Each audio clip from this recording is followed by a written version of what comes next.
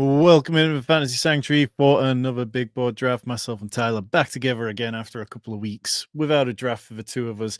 Tyler, the NFL calendar keeps rolling on. We got some kind of news. I think both of us expected today that Aaron Rodgers most likely not going to be the quarterback in Minnesota this year.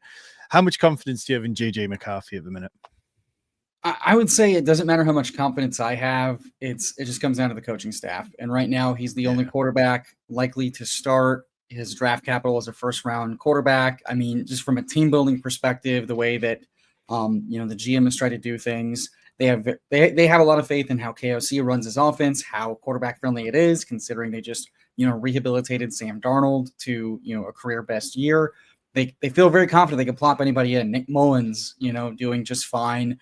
From just a sheer numbers perspective. So at this point, it's just about, what's their confidence level in him being healthy. It seems like, he's not going to beat the timeline. Very few players ever do, considering how soft tissue injuries are concerned. But this is such a quarterback-friendly scheme, and if he's getting all the starter reps and he's getting implemented, I have every piece of confidence that he can execute a very straightforward, play-action heavy, efficient offense, and that's all that's going to matter, especially if every single one of his weapons are now healthy, and Hawkinson is a year removed from his ACL rehab, so we expect him to be even more efficient. So that's really all it comes down to, is just whoever's quarterbacking the Vikings is going to be a fantasy asset.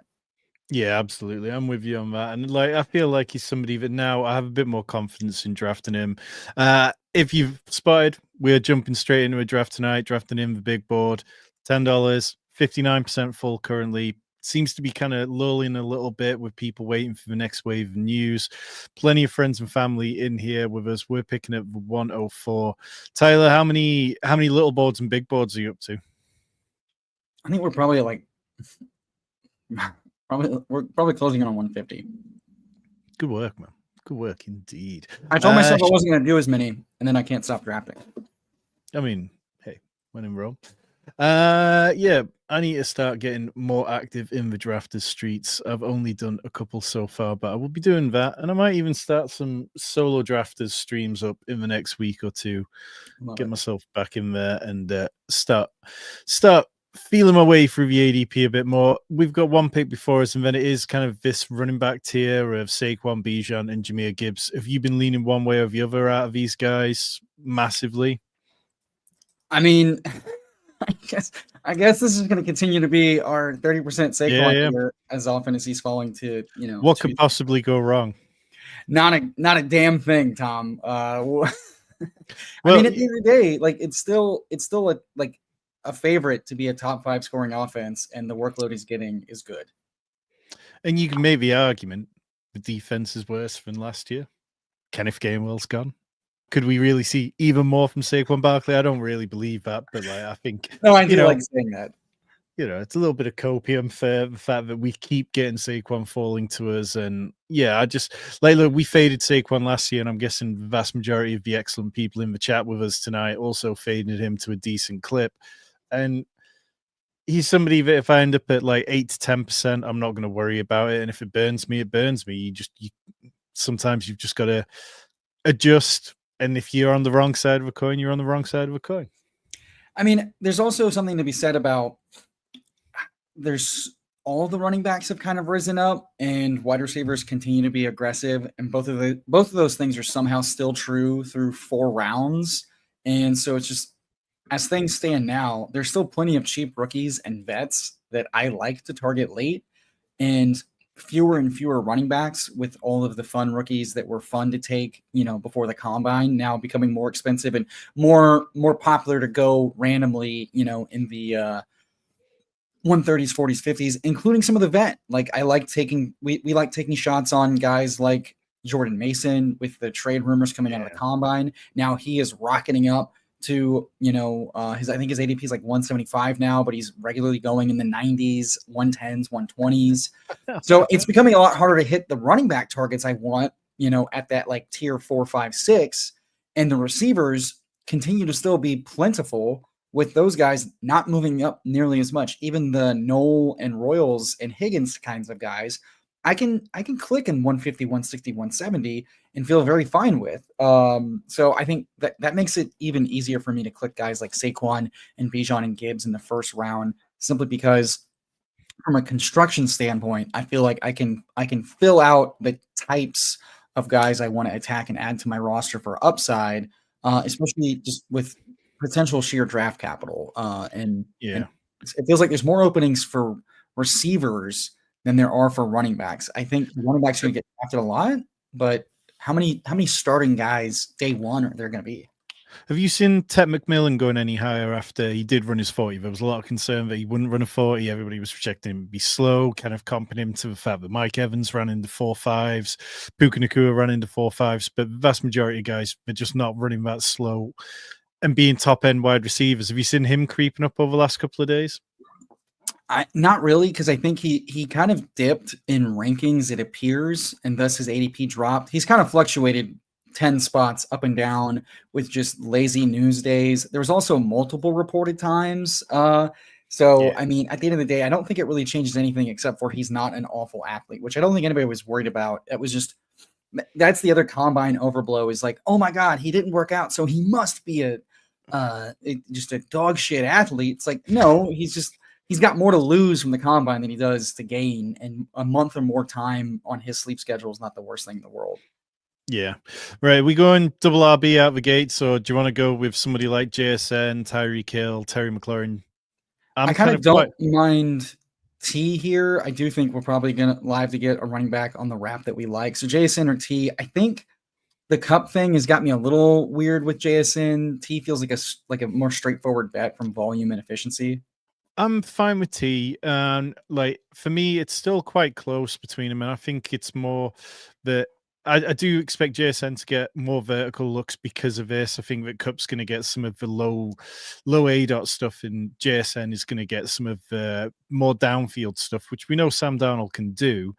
But in terms of T, like the Bengals defense just looks like it's going to be so awful that I'm betting on, 50 touchdowns for Joe Burrow easily next year. And if that happens and T Higgins stays healthy, then it'll be well worth it, even at a cost of a second round pick. And just like clockwork, I'm smashing Bucky in the third, but I'm also not opposed to adding a Marv, a JSN, or even an Adams here in the third. I'd be curious where your lean is. I mean, I'd be fine with Bucky if you think this room's going to be okay for it. I think we'll pull it out. Yeah. I think let's do that then. Let's lean a little bit into that RB value because, I mean, Bucky Irving, he's just a fun player. And I don't get the people that aren't enjoying drafting him, in the Saquon Jacobs tier of last year, considering the types of ways he won. And his worst case scenario is he's just as efficient in a very efficient, offense, continuing to score and starting off the year, splitting reps with White. And his upside, much like Gibbs, is he just takes over the backfield to 80+% of all of the work. And then all of a sudden he's a 1-2 turn H-hand type of hit. So I love that type of pick in the third. Before we move on, just got to do a little bit of housekeeping. If anybody hasn't watched the video we did with JJ Zachariason, late round QB himself, went up on the channel yesterday. 25 minutes of JJ talking about 3 rookies that he's really excited to draft this year. We left it as a completely blank open page for him to just bring whichever rookies he wanted to talk about. And JJ absolutely dove deep for some of the guys he talked about. So it was really fun, really good conversation. We've got several more people coming on soon to talk about rookies they're excited about drafting, as well as loads of Dynasty content. If you've not been watching Rich's Dynasty content, go watch it because the man is killing it, absolutely in his element of this time of year. And go and hit the join button down below so you get Rich's rookie guide, 50 players in the first edition, another 40, I think he said he's going to put in for the second post-draft edition. It's just damn good content. The man goes deep.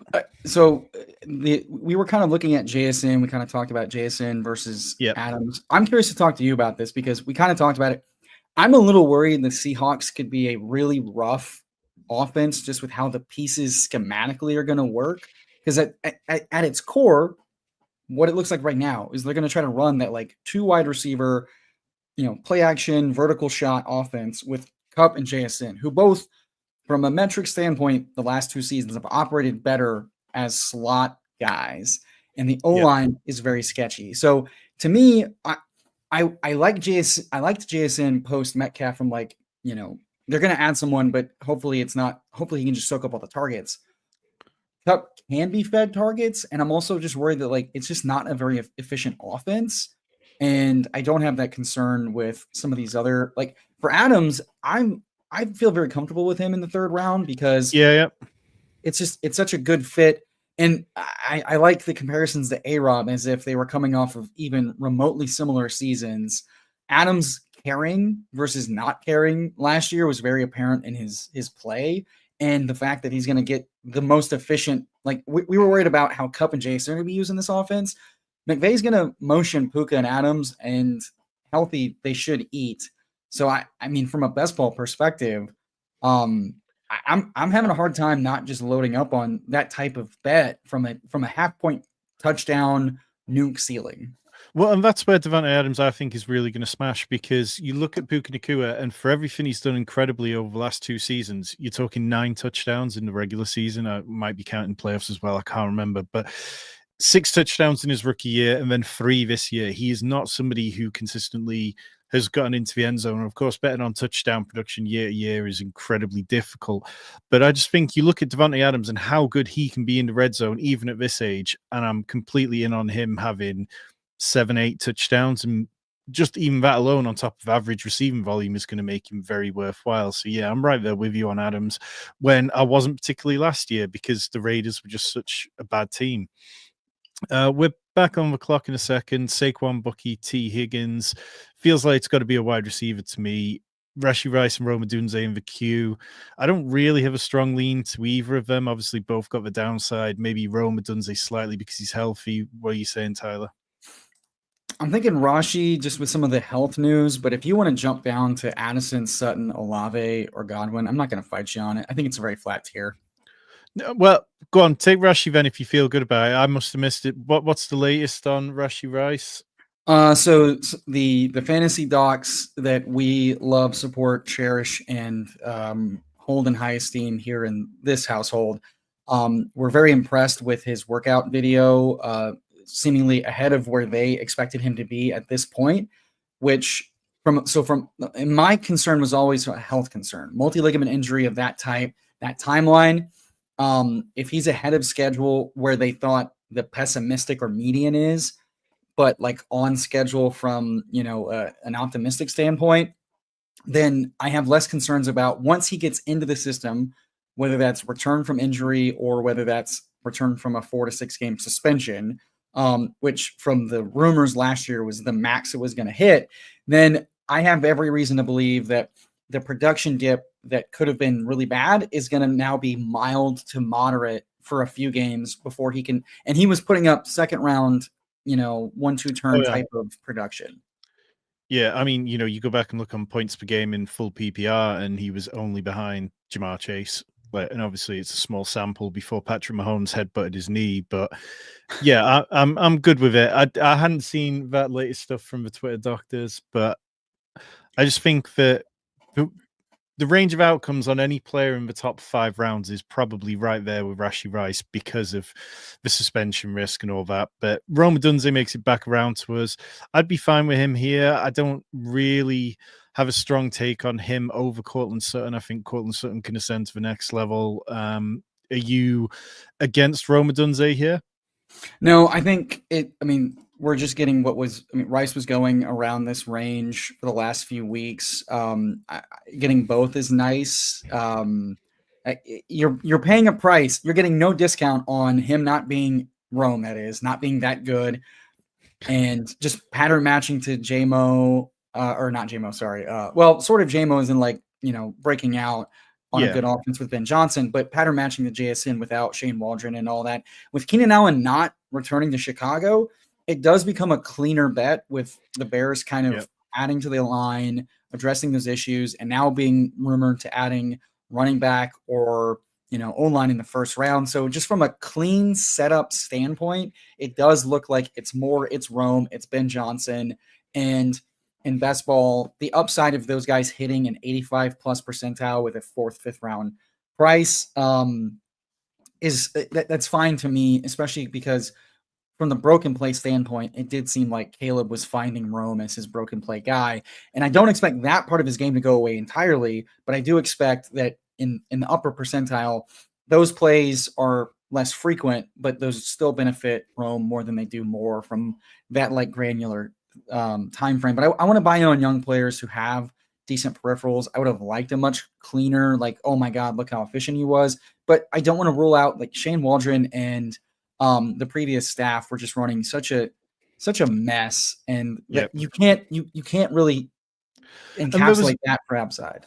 And there was no push to get Odunze on the field, which just like you see it sometimes from these poor coaching staffs who are trying desperately to coach for their jobs. They're too afraid to push the rookies into the bigger roles. And it just felt like Odunze was somebody that they took because of how exciting he was. But at the end of the day, they trusted the veterans more, and it just didn't work out that way. But yeah, I'm in on the Bears, even to the point where I'll probably draft more Cole Kmet this year than I have done in previous years.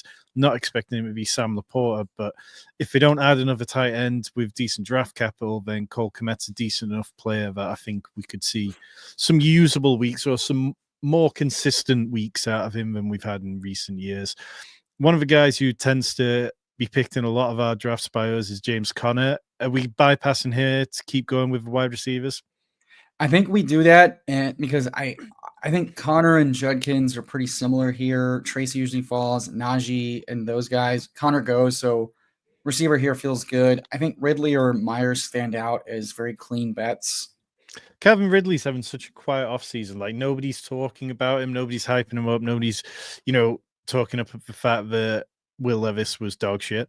And obviously we should expect more. So like I'd be good with Calvin Ridley. I think that the Titans are playing things very well. It feels like everything's swung back in favor of Cam Ward being the selection at the 101 now for the Titans. And I like that. I still think that there's a world where they could end up with someone like Kirk Cousins if they needed to. And again, you'd be like, fine, that's a good positive for Calvin Ridley. They haven't added anyone of real quality at the wide receiver position. We know that this year's draft isn't the one where you're going to sort out your entire wide receiver room. They lost Nick Westbrook-Akine, who scored something like approximately 37 touchdowns on 10 catches. So I'm positive about Calvin Ridley, and I feel like after the draft, he could be sneaking up in ADP a good bit. I agree, especially with now there's a little bit of smoke that the Titans aren't necessarily sold on taking the Giants trade package for Ward. And Ward is a big upgrade on Levis as well, just from can he be less dog shit? I do agree, though, that I do think the Giants make it worth their while, and they go into the season, they say, Kirk Cousins, it's your job for the year. We're trying to rebuild everywhere else, and we'll take the flyer that you're competent on a cheap whatever.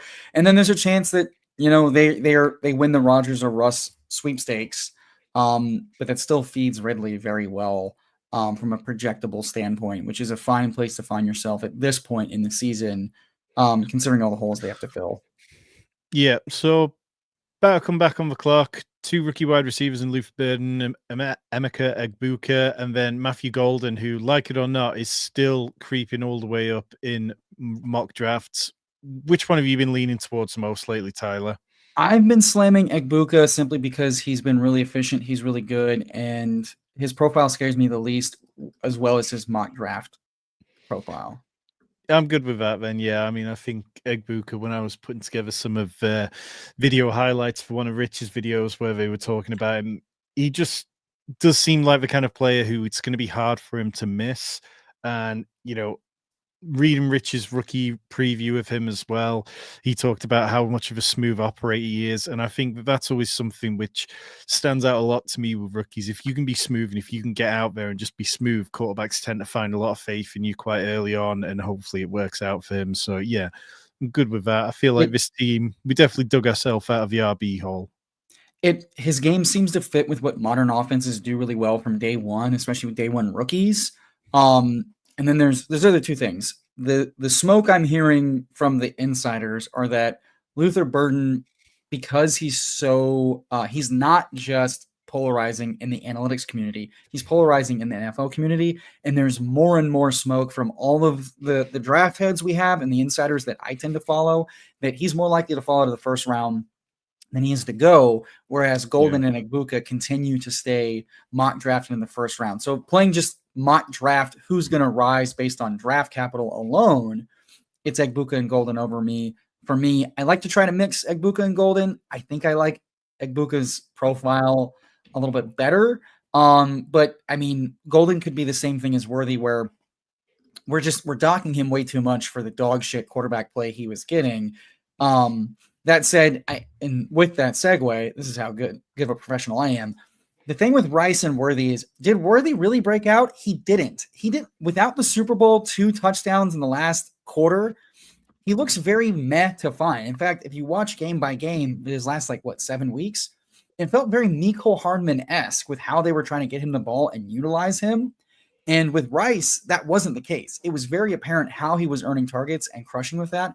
I'm very low on Hollywood Brown, considering he was doing so little with all of the first read target stuff he was getting.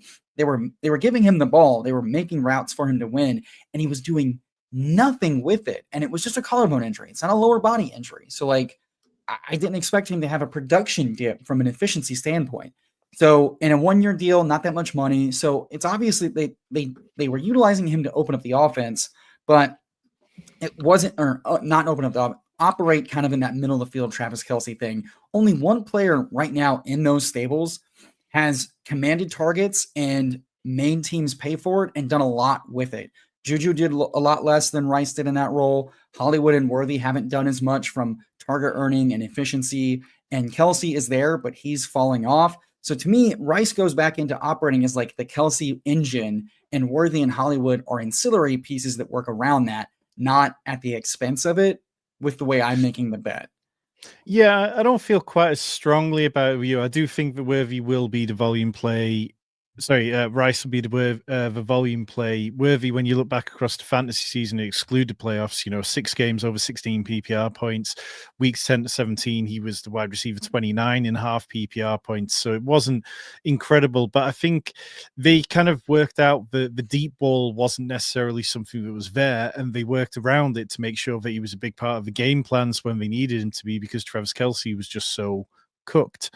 But I'm kind of fine on betting on a second-year player also making a leap in this system with a full off season. So yeah, back on the clock, Caleb Williams, Josh Downs in your queue. Outside of them, I'd be okay going down to Mark Andrews. I feel like, picking up the 4 million roster bonus he got this week, he's still at a little bit of a value. But if you feel strong about one of those guys, take your guy. Andrews tends to fall, and I'd like to make sure we get a stacked quarterback with how these rooms. I do think this is going to be a more behaved room, but I don't feel strongly about Andrews over Jonnu, over Kelce, over Warren, super strongly. So the tight ends in this range tend to fall as guys just go for either values falling at wide receiver or running back, trying to fill out the running back, or their quarterback stacks. So I don't mind it. I do agree with you though that Worthy, if he doesn't step out of bounds on a bunch of those deep passes, he looks a lot better. I expect him to take a forward movement, but it just does seem like the Chiefs are committed to this more middle of the field, turn and burn, Tom Brady dink dunk, efficient offense with explosives as the nice to have, but not the game to game. And at the end of the day, volume is king. And I do think if defenses adjust to that, Rice can continue to eat, especially if Kelce just straight up falls off or calls it quits. And so much of the Chiefs this year is going to rely on the left side of our offensive line being completely new. We're going to have a new left tackle, new left guard. And if they don't get that figured out quickly, then I think it'd be a rough start to the season again. And obviously they'll make the playoffs, but it won't be fun for fantasy. Mark Andrews makes it back. Are you any of those other guys? I do like Christian Kirk. Happy to talk about him. I was going to ask if you were cool with pulling up one of these receivers instead. Yeah, no, I'm fine with that because there is probably a decent amount of value at the tight end position. But yeah, Christian Kirk, I can't remember which podcast I was listening to. I think it was NFL Daily earlier today. They were talking about how the Texans, the moment they traded for Christian Kirk, they immediately turned his salary into roster bonus. So used that trade effectively to open up more salary cap space for them in a move that seemed really smart. And it just feels like he's going to be the perfect complement to Nico Collins. I know a lot of people don't love Christian Kirk, but I think that he can help CJ Stroud if we're concerned about the offensive line for the Texans, which was what ranked 31st in PFF grades last year. Then quick outs to a guy who has shown that he can be a volume receiver works fine for me.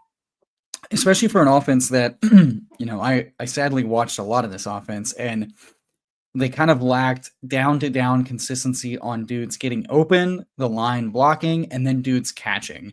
And what Kirk does do well is find a soft spot in the zone, run his route exactly where his quarterback wants him to do it, and make the catch. And we kind of saw this with Mixon last year, where they identify a veteran they want, they identify a role they're going to use him in, and I trust that they're going to do that. And they kind of have to. And to their credit, they decided they were better off replacing Diggs with Kirk for salary and role. And we saw the Diggs role be good, especially for this ADP. And to attack the draft seemingly for offensive line to try to retool there. So from they like better. so from a role perspective, no one's pushing Kirk for that role. If anything, they're looking for a replacement on the outside for the Dell Hutchinson type of boundary thing. So at the end of the day, you're getting a Jaden Reed, Josh Downs-esque role 2 and 4 rounds cheaper than those guys, and with an offensive line, bounce back to a lot more potential efficient output for that. Yeah. So I just want to pick up on a couple of players in the last round who've gone at spots. So at the top of round 9, we saw JJ McCarthy go to the second pick. Is that higher than you've been seeing him going recently? Do you think that's a bump based on the lack of Aaron Rodgers news now? Without looking, I'm going to say that's a Davis Maddox star accident. And yep, I think someone just timed out on the JJ McCarthy stack. I doubt he ends up going this high. And if it's not, props to going and getting your guy. But no, he's fallen to the 180s where I've taken him naked as a third quarterback locked into a starting position. And he's gone as high as maybe the 130s in the Michael Penix, Stroud, Lawrence Tua range. That makes sense.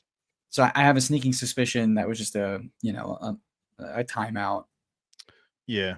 And then the other guy, I mean, we're on the clock in a minute, but Travis Hunter going in round 9, that definitely feels like a bit of a leap based on the fact that Jeremiah and Mel Kiper are both saying that he could end up playing wide receiver. I know that now with the Patriots looking like one of those teams who could definitely take him, or the Browns, both of them have said that they could see him more as a wide receiver. But that feels like like a jump by 2 or 3 rounds?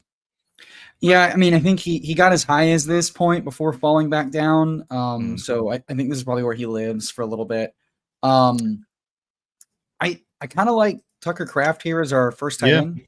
No, I'm always down for Tucker Kraft. It was one of the big wins I had in best ball last year, and he feels like a more talented player than Luke Musgrave. Like Luke Musgrave has lost that tight end 1 job, and even if he gets back into it being a bigger share, I think Tucker Kraft, they designed up screens for him, they designed up plays downfield for him more, and I think Musgrave is just much more of a traditional kind of tight end that isn't going to earn targets that are as high points wise sort of returns that we see for fantasy football. Yeah, when McFleur was asked, do you envision using him as your George Kittle, as your main down player for blocking and explosives, he said yes. So it seems like, yes, he has taken the role, and he's not giving it back. And we get a little bit of NFC correlation with our Caleb Williams, Roman Dunze stack for the sweaty virgins that like that stuff. So we're a couple of picks away. We've got 2 running backs now. We've got tight end, we've got 1 quarterback. Where's you kind of lean? Do we want to be back in the running back streets or going back to the quarterback position? Jordan Love in our queue. I mean, Cam Scatterbo seems to be up and down. Tootin, someone's still getting plenty of praise from a lot of people. I know Josh and Hayden put out some tweets about him over the weekend, and both seem to be very much in on him, which normally tends to raise a player up. Yeah, I think running back here makes sense. I'm a little worried about Tootin's ADP, so to me it's Cam or Tank. So I'll let you make the call. Let's go Cam. There's still part of me that thinks that the Jags could just start over completely fresh at the running back room. I know it'll end up costing them a little bit of money to move on from Travis Etienne, but I don't think that is going to be something that phases this new leadership. And then in terms of Tank Bigsby, like he was fine at points last year. There were points where he was good, there was points where he was dreadful, and I just don't think he's done enough to really force a new leadership to be like, let's give this guy a real run out in a class which is loaded with running backs. So I'd rather maybe it's the more risky pick going with Scarborough, but we've got Barkley, we've got Burke, we've got Bucky. We can afford to be a little bit risky with some of our running back decisions. I totally agree there. I wouldn't be surprised if they take a running back. I do think that the running back is likely to steal one of ETN or Tank's roles, not both. And Tank maybe fills the type of like stick it, hit it, go type of thing that we see coaches fall in love with over and over again. The O line still needs help. The defense needs plenty of help, and last I checked, they need wide receivers. Diamond Brown's a nice addition, but if they have any concerns about Gabe, a 1-year rental for a guy that to this point hasn't done that much, but be a nice third or fourth option. They still need to attack slot and potentially perimeter, which this draft has guys like that available in. So I mean, I wouldn't be surprised if he may do with Rashad White. He can make do with Etienne and Tank Bigsby. But I do agree with you though that so the thing with Scatterbo and Tootin is just that it still tends to be that those guys, for all the excitement they have, they're still projected to go mid to late third and fourth round. Yeah. So from a mock draft like profile standpoint, they probably a little bit overpriced from where they're going in drafts. And that's my only concern. That said, I do like Scatterbo's profile a lot as a guy that could just be the volume back guy. I just don't know if it's going to be year one. Yeah, and like there's probably a little bit of a more of a push towards him for me in half PPR than full PPR because he's not necessarily an incredible pass catcher. You'll see him occasionally catching balls and doing okay with them, but he's not somebody you would say was a natural. And then equally, like, Tootin, again, he's somebody who could be used on checkdowns and stuff, but didn't do huge amounts of receiving work in college, only 23 receptions in his final year.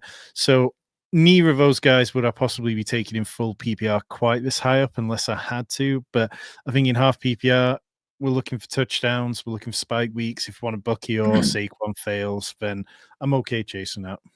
Yeah, if this was a different build, I'd probably lean just in this spot.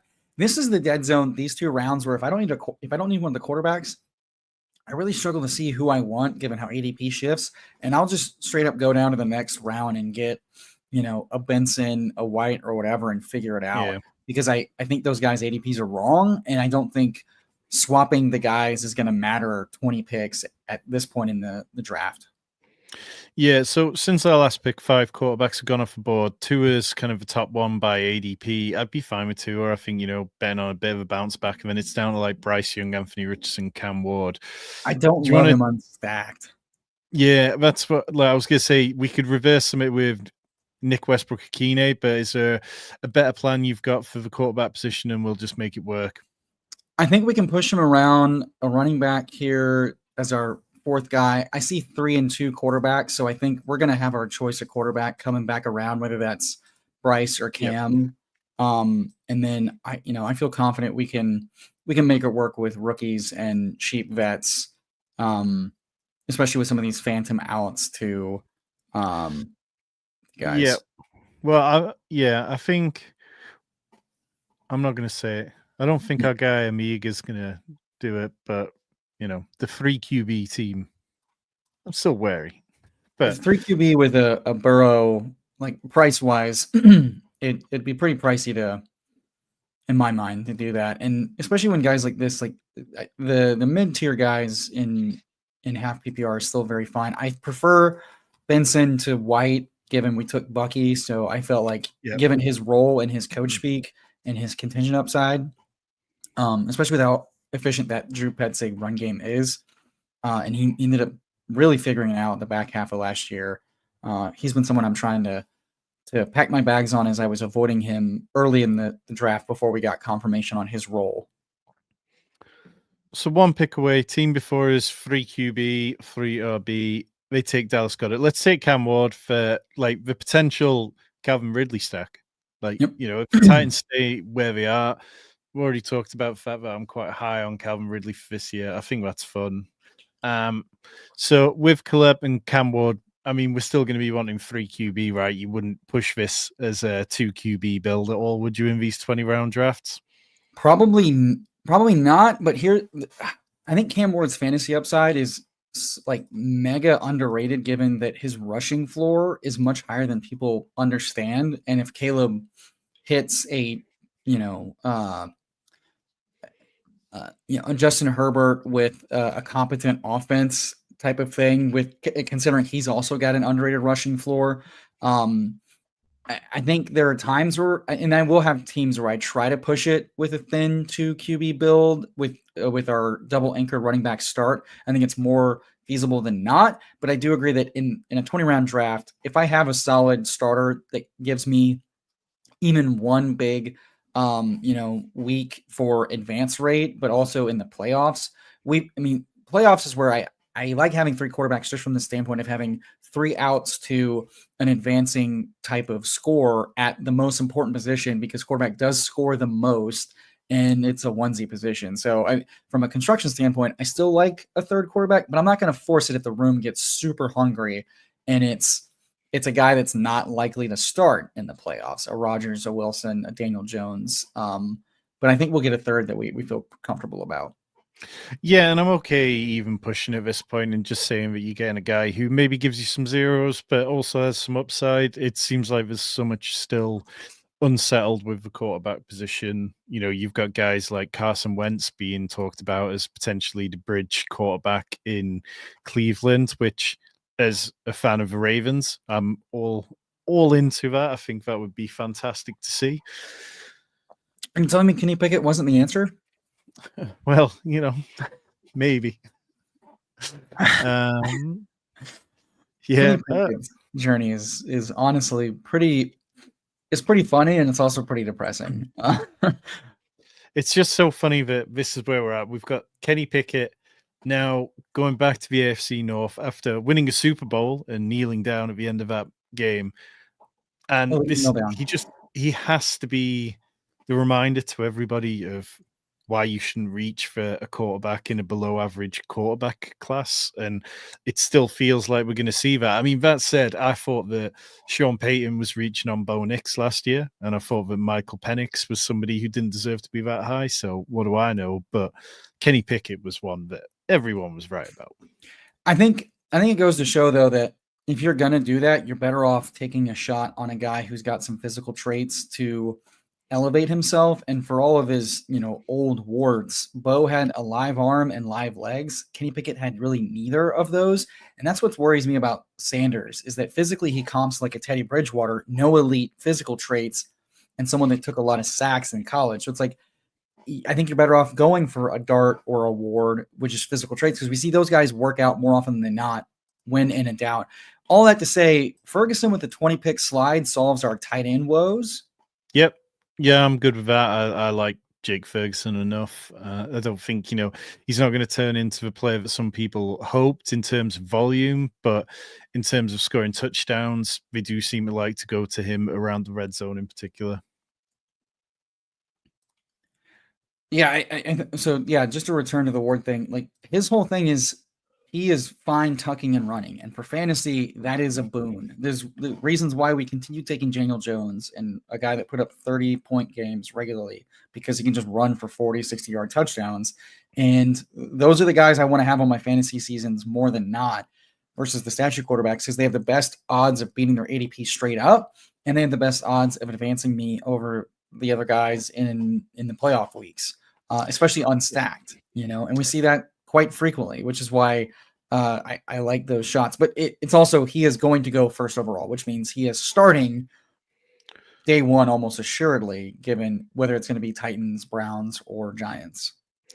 Yeah, so we got back on the clock now. We've got our 4 running backs. In terms of quarterback, anybody that you want to pull up to just secure that position? Derek Carr, Shedeur Sanders, Aaron Rodgers, Jackson Dart, or do you want to push it a little bit further and see where we land? I think we keep pushing it, and I think DJ Giddens is a guy I am super happy is still here. Yeah, so I mean, DJ Giddens was one of the guys that JJ talked about in the video we put out yesterday. Once again, if you haven't watched that when this video finishes, go and watch it because JJ absolutely loves him, and the way he talks about him and the comps that he's got for his Zap model to DJ Giddens, there's some really exciting players. And look, I'm okay sometimes just saying I trust certain people in the industry and their analysis enough to be like, okay, I don't know enough about this player yet to be able to get there myself. But if that person is that all in on them, then I'm not going to ignore it. It's also a good way to just like by outsourcing a lot of takes, you avoid getting too take locked and you become flexible because if you never had an opinion on a guy and you're taking in information and then information changes, therefore the information you're being given changes, i.e., statistical comps and things of that nature, then you're likely not gonna get left behind with just a take that was poor to begin with and sinks you Yeah. forever. But Yeah. another thing in his cap though is that looking at DJ Giddens' draft, he's a guy who hit of all the rookies we've taken in that range we were talking about with Scatabo and I believe it was Bashal Tutin. Giddens has the highest ceiling mock draft spot right now at 86th overall, which would be fantastic for his profile. Love that.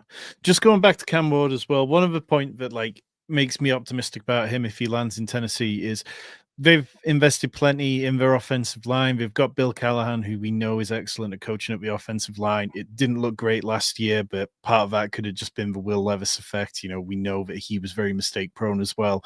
And I've just got faith that the situation can be calm enough for him to be a decent fantasy starter from, early on. And I don't think that the Titans defense is particularly good to the point that it's going to keep the offense off the field. So yeah, there's plenty of reasons why I like Cam Ward and find myself kind of creeping higher and higher up on him in the rankings.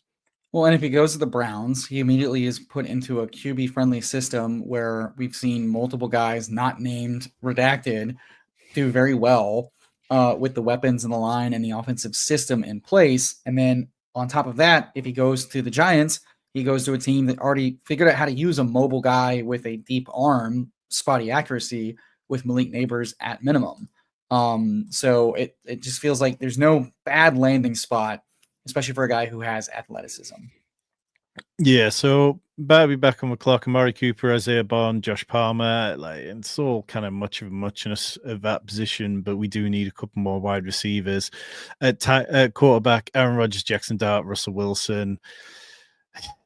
I don't love any of those. I think my lean would be to push quarterback once more and just take kind of one of what's left. I do have one idea that we get to, but yeah, where are you, Tyler?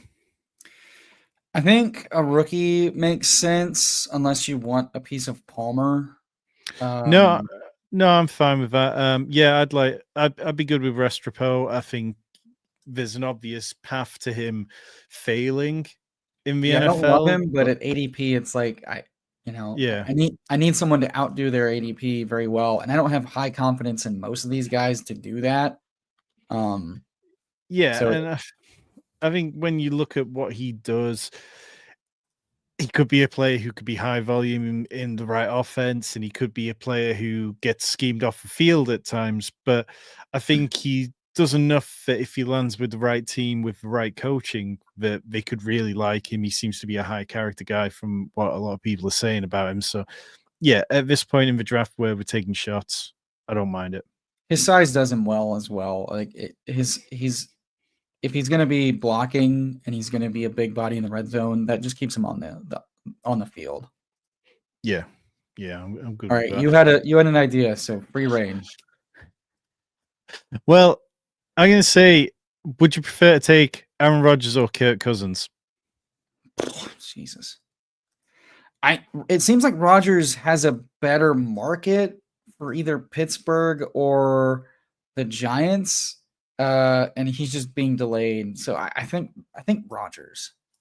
Okay, I'm fine with you taking Rodgers. I think there's a part of me that still is expecting Kirk Cousins to land in Cleveland. I feel like the trade is going to be one of these draft night ones. I know much was made about the $10 million bonus that was paid over the weekend, but I just don't think it really matters that much. We've seen teams eat so much money. Like, it wasn't that long ago. The Falcons ate what, like 45 million, 25, 35 million or something for That Matt was Ryan. 40 mil. Yeah.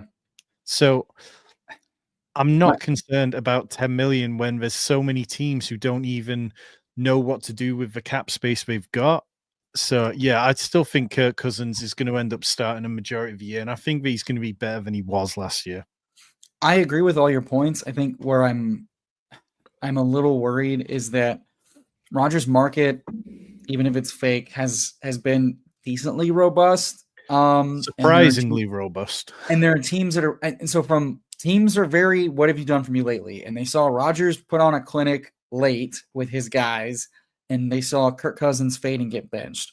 So vibes test, it's Rogers' annoying, high maintenance, basic white girl act, but it seems like there have to be multiple things in a parlay for Kirk to happen. The team trying to acquire him has to not draft a quarterback that he thinks is at risk of getting benched for.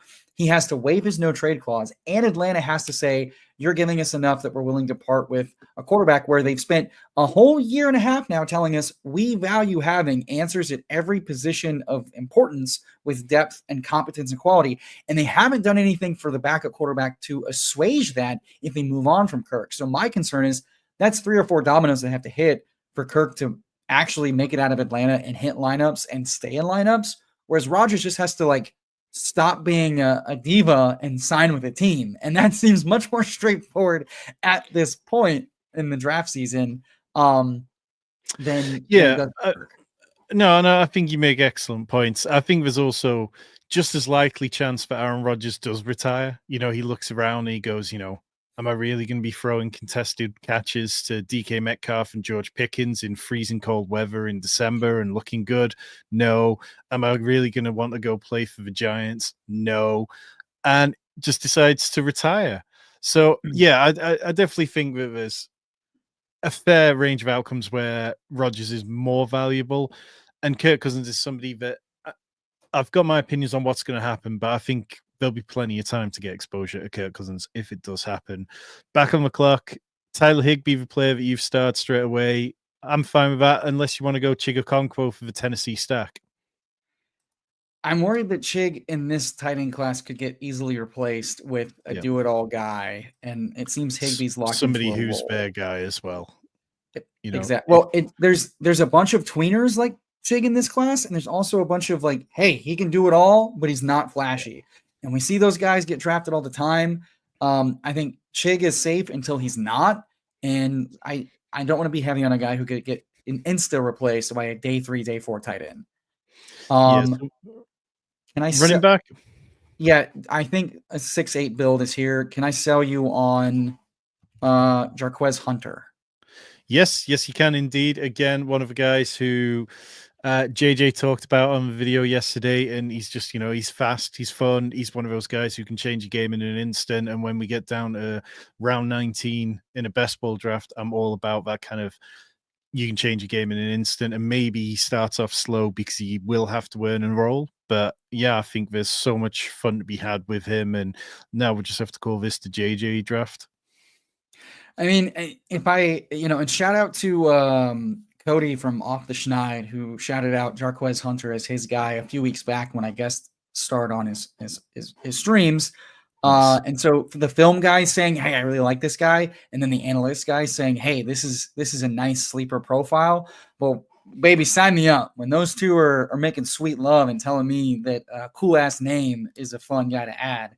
Especially, I mean, this is the running back room, right? We're taking 2 studs with nice upside and nice floor, a contingent back with a clean path, and then 3 darts at rookie to send us to the promised land. I mean, you talk about like perfect texture here. It's I do like what we've done with this team, aside from the garnish of mint we threw on the cake that is Aaron Rodgers. Yeah, I think it's enough fun to kind of counteract the fact that we do have Aaron Rodgers on there. But like, you look at where the quarterback position was at that point, it really was the dregs. And could make the argument that we could have maybe waited because everybody seems to be done now. There's a couple of 4 QB teams in here, but I've seen For teams yeah, take 5 quarterbacks with no issue, whether that's purposeful or auto draft. So I'm really not. I'd rather not wait. Like risk it for the biscuit in that regard because I think there's a 60% chance minimum Rodgers is starting all yeah. season, and that's good enough for QB3 at that point in the draft. I think he's starting until he doesn't want to. Like if Rodgers doesn't start games, it's because he's thrown his toys out the pram, or he's pissed the team off enough that they just say, "Look, you're a net negative here." Kind of how it was last year in New York when the owner voiced starting Tyrod Taylor because the vibes were just terrible and all that. But I do think that it's more likely than not if he wants to play this year, then he is going to start the vast majority of games because the teams will cow to him to the point where they don't have a good backup solution. And then it's like, well, what are you going to do? Pull him at this point? Is it worth the drama? Is it worth him going on Pat McAfee and sort of bitching and moaning about it? And like any good toxic ex-girlfriend, he's not leaving until he throws everything on fire and reminds you how hot he is going out. Like I think that he is so vain and so self-servant that he's not quitting. He's playing every game. He's putting up every stat, and his last game is damn well going to be one to remember. And he kind of did that last year where he's like, I don't care if this started out shitty. I'm putting up good numbers and good tape for my Hall of Fame. I went out better than Brady. I went out better than Brady. Like that's just how that psycho thinks. And I think that's good for my best ball teams if he's starting. Well, also though, if he takes a look around and he goes, you know what, if I retire now, how loaded will the Hall of Fame class be 5 years from now? You're looking at guys like, okay, well, Brandon Graham, Hall of Very Good, not necessarily Hall of Fame player. And then there's no top tier selection of quarterbacks that you've got to be like, oh, am I going to have to share the stage with these guys? Am I going to get, and Aaron Rodgers is obviously first ballot. I think a lot of people throw around the term first ballot too easily, and he's obviously first ballot. But I think it'll matter to Rodgers that he headlines the class. So part of me keeps coming back to that. Like I always remember when Ben Roethlisberger finally hung it up, it felt like he was also kind of just hanging in there, waiting for the right time and hoping that it might create enough headlines for himself. But the man's arm was falling off of his body, and he's like, I just gotta get in the Hall of Fame. One more dump down to Najee Harris.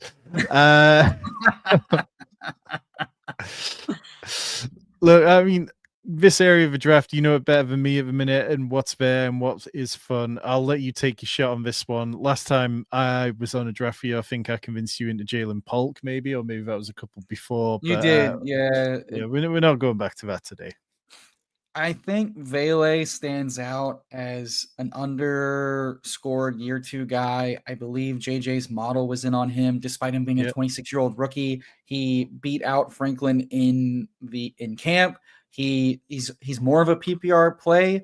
That said, it seems like the insiders are saying, Franklin was awarded the Z flanker or Peyton called him their Z flanker guy, but the beat is saying he's not a locked-in starter yet. Despite going 1 to 2 rounds above Vele. And his peripherals looked pretty promising from a target share perspective. Marvin Mims was kind of breaking out, but he was kind of operating as this weird check down valve guy. And if they take an Amari Hampton, or a Henderson or a Judkins in the draft in the first 2 rounds, like they're being heavily mocked doing so, does Marvin Mims continue to operate as that? Whereas Vele is kind of like the locked in slot guy right now, but he's got the size and the acumen to potentially bump out wide if Sutton at 30 on his last, draft. So all that to say, he just stands out as a very poorly priced upside bet and more of an ambiguous receiver core than I think we're giving credit, because it is Sean Payton and he's never kept anything the same year over year. And we should remember that. Yeah, and the Broncos definitely feel like a team that they're not quite done yet. I mean, I'm not really an Evan Ingram fan, but I feel like he can succeed there. But it feels like Sean Payton is maybe still a couple of steps away from feeling really confident about what he's turned that team into. So I don't mind taking the shots on Devon Vele. I don't mind taking the shots on Troy Franklin, Marvin Mims. I think, there's definitely room for all of them to have potential, but I like that there. Tyler, hit us with a nice recap for the audio listeners before we get out of here. We finished up with a 3-6-8-3 team build. Caleb Williams, Cam Ward, and Aaron Rodgers at quarterback. Running back, Saquon Barkley, Bucky Irving, Cam Scatabo, Trey Benson, DJ Giddens, and Jarquez Hunter. Wide receiver, T. Higgins, Rashi Rice, Roma Dunze, Calvin Ridley, Nick Egbuka, Christian Kirk, Xavier Restrepo, and Devon Vele. And at tight end, a very cromulent Tucker Kraft, Jake Ferguson, 20 picks past ADP, mind you, and then Tyler Higbee.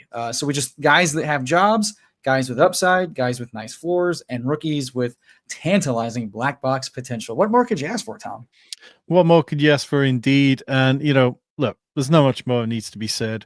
We are going to call it a day after this one draft tonight, but we will be back with more best ball content soon. The JJ video I've mentioned throughout this one is in the chat, and you can check it out on the channel.